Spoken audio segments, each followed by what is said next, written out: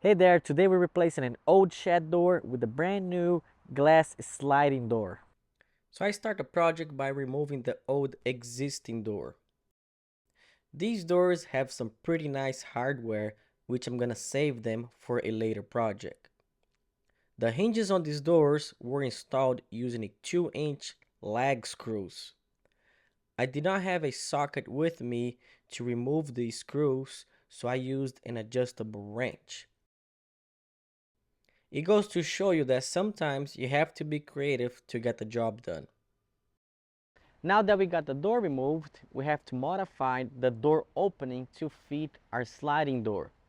Fortunately, I'm able to find a sliding door that's 60 inches wide by 80 inches. So my only modification is the height of this opening. And before I start to modify the framing for the door, I do need to remove this exterior trim.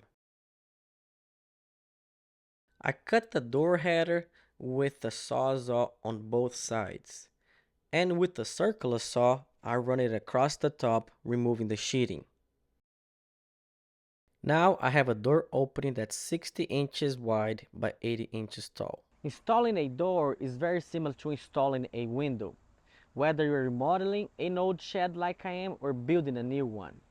If you are building a new one, make sure you check out everydayshed.com where you're going to find plans, material lists, and videos that help you build your own shed.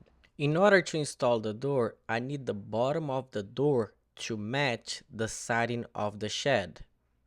You can do this by adding a small piece of lumber. In my case, I am reusing the piece of siding that we cut above the door. Then just take a look around the doorway. Make sure that the siding is secured to the 2x4. If need, add some extra nails. It's time to seal the doorway. And to seal the doorway, I use the same sealing tape as we did for the windows. You want the tape to cover the shed floor and the siding. Also, you want it to come up on the sides for at least 3 to 4 inches. I tried laying out the whole thing at once and I made a mess. I recommend you start a little at a time from one side and you work your way to the opposite end.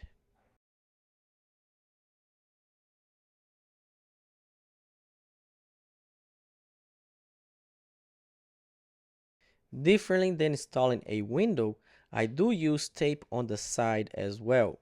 Some people don't, it's a personal preference. For me, it makes a better installation.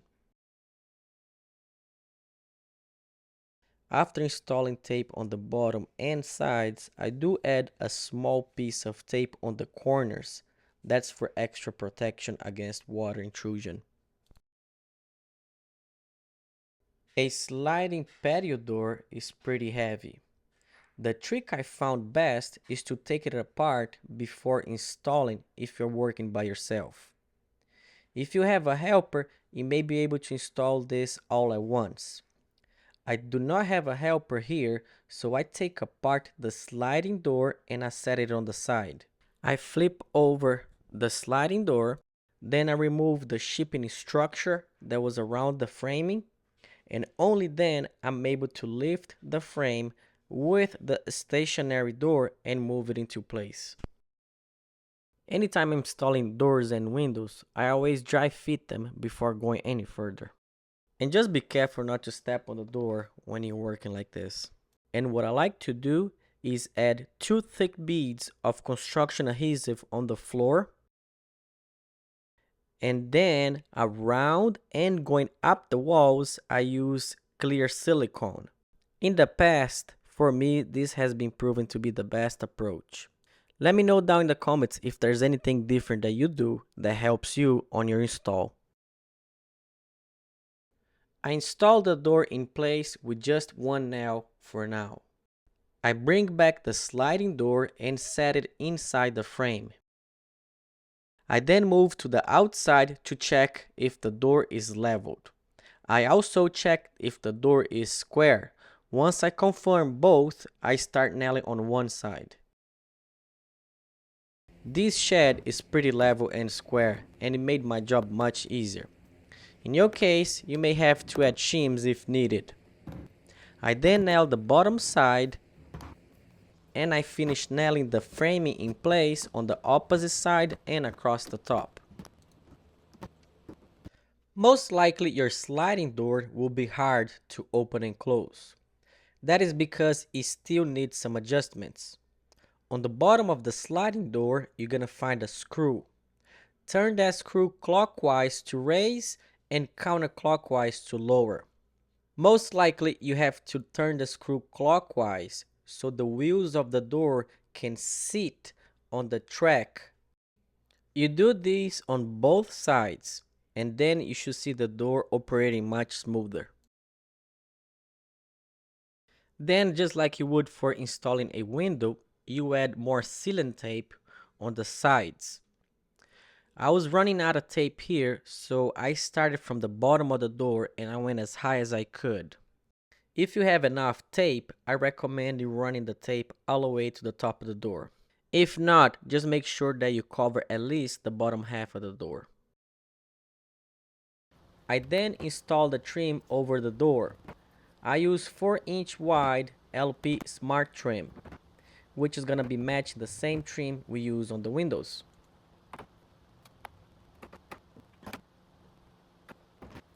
I made sure to add caulk all the way around so it's ready for paint. And now to the most difficult part of the installation. I really had a hard time holding this hardware together. You almost need 2 hands to hold the hardware and a third to screw in place.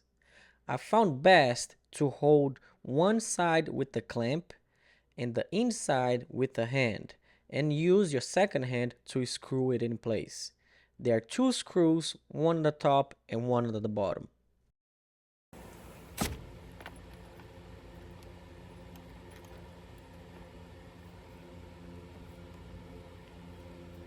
Now with the door installed, we're gonna move on to the inside and make sure that the framing is adequate for insulating and sheetrocking. If you wanna check that out next, it's a video right here. If you wanna check out the whole build from beginning to end, where we transform this old shed into a backyard office, it's right here. I hope you liked this video, and remember, if you wanna build your own shed, go to everydayshed.com or check the description below. We have material list, plans, and videos that help you build your own shed.